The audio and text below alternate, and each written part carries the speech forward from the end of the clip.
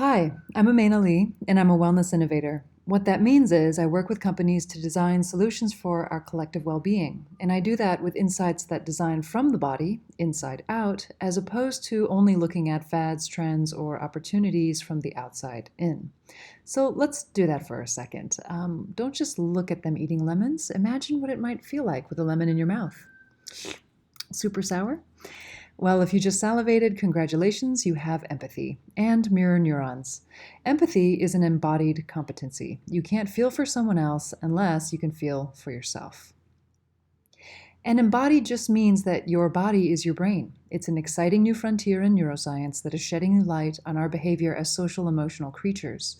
We use the full intelligence of our distributed brain, or the nervous system, throughout our bodies to understand each other and to shape the world around us. In fact, it's how we're wired, kind of like this little guy here, homunculus.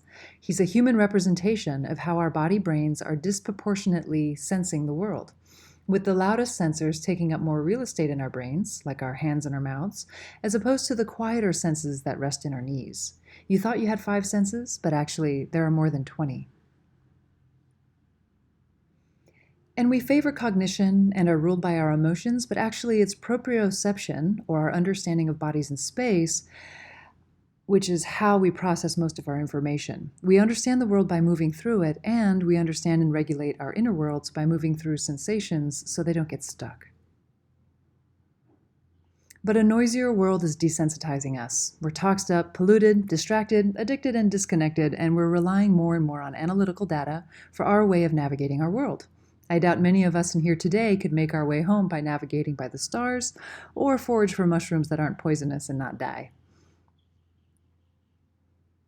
A world designed from mind-body disconnect and social alienation could very well bring us back to Wally's world. Or we can resensitize the body and design from what the body needs and not what our minds or society craves, like chasing stimulants and insulin rushes and getting things done yesterday. We as designers and creative leaders need to amplify our ability by slowing down and honing in our superhuman sensing to design things at the pace of nature with the help of technology rather than the pace of machines hijacking or crutching our evolutionary brilliance. I actually propose adding an additional sensibility filter to the design thinking approach, where we're not only creating for feasible, viable, and desirable ideas, but actually exploring and evaluating the world with our embodied intelligence for truly conscious design.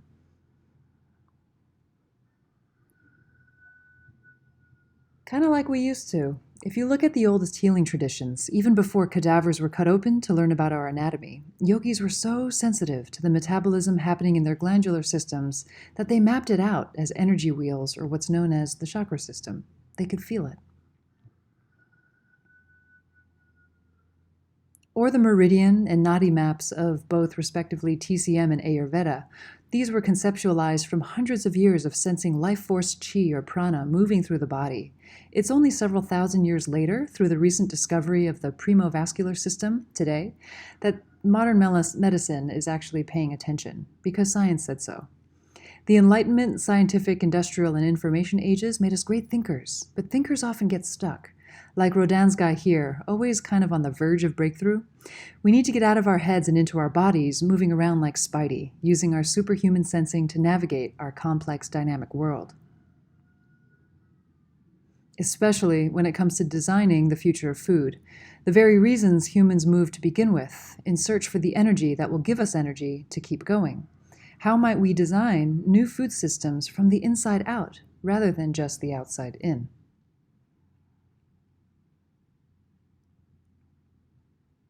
For example, sensitive bodies know what's nutritious and delicious, and it's no surprise that many traditional food cultures were creating food combinations that can actually unlock up to 1,000 times the bioavailability of nutrients than one food alone.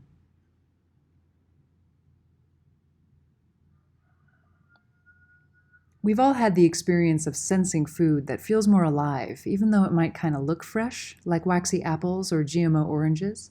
So how might we design biomarkers or maybe biophoton readers to detect the aliveness of food?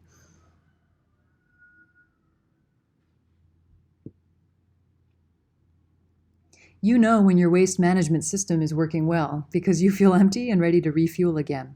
Our digestion is the most ingenious system for breaking down food, and perhaps where we need to look for designing a better food waste management system outside of our bodies.